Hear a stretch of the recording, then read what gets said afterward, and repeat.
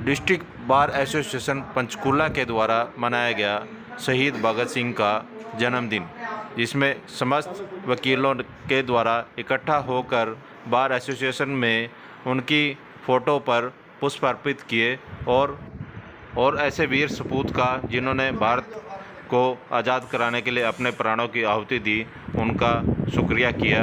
और समस्त वकील वहाँ पर इकट्ठे हुए और हमेशा से ऐसे महावीर पुरुषों का जन्मदिन यहाँ पर मनाया जाएगा और उनके हमेशा दिलों में याद रखा जाएगा।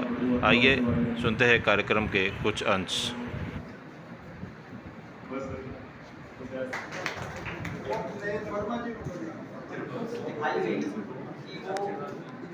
हिंसावादी थे या वोट को ही यूज करने वाले थे। भगत सिंह जी मन से, कर्म से और अपनी लेखनी से समाजवादी थे। समाज का हर इंसान समाज के लिए महत्वपूर्ण है, एक का नहीं। अगर हम ये कहें कि बिना देश चलेगा तब भी गलत बात है, और हम ये कहें कि एक के बिना ये काम नहीं हो सकता, तो गलत बातें हैं। तो हमको नमस्ते। और इस बार के बहुत ही मशहूर और नवेबल सेक्रेटरी साहब हमारे केतन खुराना जी, और आज की उपस्थिति मेरे भाई आए हैं। सभी को मालूम है कि आज हम यहाँ पे भगत सिंह जी का जन्म उत्सव मनाने के लिए एकत्रित हुए हैं। इस तरह के आयोजन मेरे ख्याल साथी साहब हर साल करते हैं, इस बार बाद में भी कर लिया। मैं तो बहुत बहुत बधाई धन्यवाद देता हूँ। साथी साहब भी इसके लिए बधाई के पात्र हैं, और बॉडी तो ही है प्रधान जी हमारे और सेक्रेटरी साहब। अभी एक भाई शायद पीछे से आए थे, नवनीत ढाकरा जी, वो कहते हैं मेरे को इसका नॉलेज नहीं है। ये हमारी शिक्षा का कसूर है। हमारी जो एजुकेशन है, मेरे ख्याल कई वर्षों तक शायद अब हटा दिए हैं गवर्नमेंट ने वो चैप्टर। हमारी टेक्स्ट बुक्स में भगत सिंह जी को और उनके साथियों को उग्रवादी लिखा गया, आज तक भी मेरे ख्याल शायद अब हटा दिए गवर्नमेंट ने। ये बड़ी दुर्भाग्य की बात है कि विश्व का एक महान स्वतंत्रता सेनानी, जिसने कि 23 साल की उम्र में अपनी जान अपने देश के लिए दे दी, उसको उग्रवादी लिखा गया। खैर वो बात की बात है, उस टॉपिक पर फिर कभी। मैं जब आज उनके जन्मदिन पर, यानी कि भारत ही नहीं विश्व के सबसे बड़े शहीद आजम के जन्मदिन पर हम इकट्ठे हैं, एक छोटा सा प्रसंग मैं भी यहाँ शेयर करना चाहूँगा कि जिस तरह ही अंग्रेजी हुकूमत ने ट्रायल भी करा दिखाने के लिए, उसने उनकी फांसी डिक्लेयर कर दी, यानी कि निश्चित कर दी 31 मार्च को। तो उनके घर वालों को पैगाम दिया गया कि आके भैया मिल लो, आपके बेटे को फांसी होने वाली है। तो उनकी मदर उनसे मिलने आई थी, किताबों में पढ़ा हमने भी। तो भगत सिंह जी ने उनको एक बात कही थी हंसते हुए, कहते देख बेबे मैं आज हरदा पे है, और मेरी को कहती अच्छा तेरी कोई इच्छा नहीं है, कुछ जवानी से जा रहे, कहती मेरी एक इच्छा है। भगत सिंह जी ने कहा था कि आप मेरी मृत्यु के दिन, मेरी फांसी वाले दिन यहाँ पे जेल में मत आना। जिस तरह आज आप दहाड़े मार मार के रो रहे हो, और उस दिन भी आपके कहीं आंसू ना निकल जाए और दुनिया को ये ना पता लग जाए कि एक इतने बड़े मतलब कि क्रांतिकारी की माँ रो रही है। मेरे को यही प्रसंग याद है, और भी बहुत सी बातें हैं जो मेरे पूर्व वक्ताओं ने बताई है। अतलखा जी हुए, वर्मा जी हुए और साथी जी हुए।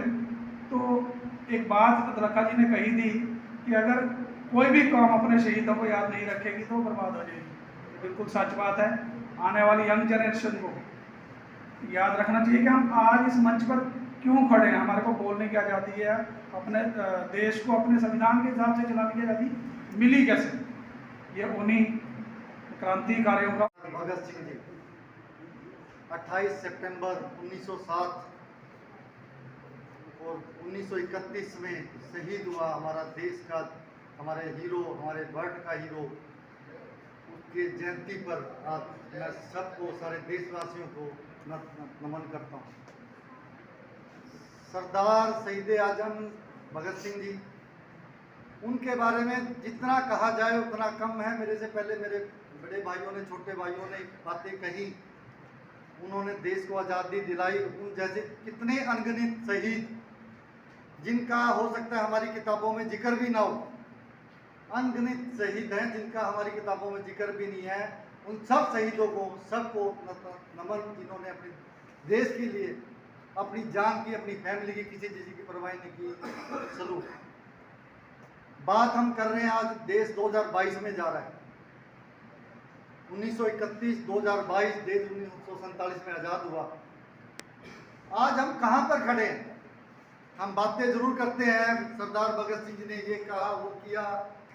अगर आज शहीद आजम सरदार भगत सिंह जिंदा होते तो वो आज देश का हाल देख के क्या कहते भी, मैंने इन लोगों के लिए आज़ादी के लिए अपनी जान दी, मैंने इन लोगों के लिए, नपुंसक लोगों के लिए जिन्होंने अपने मतलब के लिए अपने देश का, अपना सबका ईमान बेच दिया, वो आज ऊपर स्वर्ग में बैठे, जहाँ भी वो आत्मा परमात्मा में जहाँ भी लीन हुए। हो सकता है मेरे को, अगर आज वो चीज़ को देखते, कहीं ऊपर से देख रहे हैं, तो वो वाकई में पछताते इस चीज़ को भी, मैंने किन लोगों के लिए, मैंने किन हिंदुस्तानी देश के नौजवानों के लिए, देश के उसके लिए मैंने इसके लिए आज़ादी दी। आज हमारा देश कहाँ स्टैंड कर रहा है? अगर आप ये अपने आप को अवलोकन करो। आज हम बातें जरूर कर रहे हैं क्योंकि आज सही, आज जयंती है, आज आए हैं, हम सारे बातें कर रहे हैं। भाई उसने अपनी छोटी उम्र में, मात्र 23 साल की उम्र में, एक ऐसा जज्बा एक देश के अंदर, ऐसी लहर पैदा कर दी, देश को एकजुट किया। क्या हम उनके जो उनके संकल्प थे, जो उनकी सोच थी, जो वो कैसा देश बनाना चाहते थे, हम उनके उम्मीदों पे 5% भी खरा उतरे हैं? नहीं उतरे। हम बातें जरूर करते हैं, बातें करके यहाँ से होकर चले भी जाएंगे और फिर अपने अपने कामों में भूल लग जाएंगे, भूल जाएंगे भाई ऐसा कुछ था। मैं छोटे भाइयों को ये नहीं कहना आया था, बुलाया, मैं किसी का वो नहीं करना चाहता। आज की पीढ़ी कहाँ स्टैंड कर रही है, उनको ये नहीं पता कि हमारे शहीद कौन कौन थे। आज की पीढ़ी कहाँ स्टैंड कर रही है, उन्हें हमारे शहीदों के बारे में, हमारे देश की आज़ादी के बारे में नहीं पता।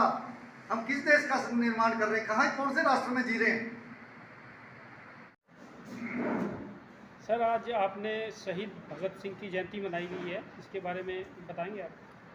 आज बड़े सौभाग्य की बात है कि हमारे भारत शहीद एग्जीक्यूटिव बॉडी ने शहीद भगत सिंह के जन्म दिवस पे ये प्रोग्राम रखा, जिससे हमारे यंगस्टर हैं, जितने और एडवोकेट्स हैं, सबको हमारे क्रांतिकारी शहीदों के बारे में पता चले और उनके वो जो जिस हिसाब से वो उन्होंने कार्य किए अपने देश के लिए, ये उसी तरह बढ़ चढ़ कर उनकी नीतियों पर चले। बड़ा अच्छा लगा कि ये प्रोग्राम काफ़ी अच्छे तरीके से किया गया। ये हर साल मनाई जाती है, इस बार पहली बार हुई है? नहीं, हर साल मनाया जाता है। मैं चाहूँगा इसको आगे सारे दिन कोई प्रोग्राम एक एग्जीबिशन की तरह बनाएं फर्दर के लिए, क्योंकि ये देश की तरक्की के लिए बहुत ज़रूरी है इस तरह के फंक्शन में। आज का दिवस भगत सिंह जी के जन्मदिन का मनाया गया। हमारी कार में पूरे जोर शोर से मनाया गया। बहुत सारे मेंबर प्रेजेंट थे, हमारे यंग और सीनियर सभी प्रेजेंट थे। और मैं चाहूँगा और बार से रिक्वेस्ट भी करूँगा और कि ये हर साल ऐसे ही मनाया जाना चाहिए और बड़े लेवल पे मनाया जाना चाहिए। इससे इंस्पिरेशन मिलती है जी, यूथ को भी इंस्पिरेशन मिलती है और हमारे देशवासियों को भी एक अच्छा मैसेज मिलता है, ताकि उनके चरण कमलों पर चला जा सके और देश में प्रगति हो।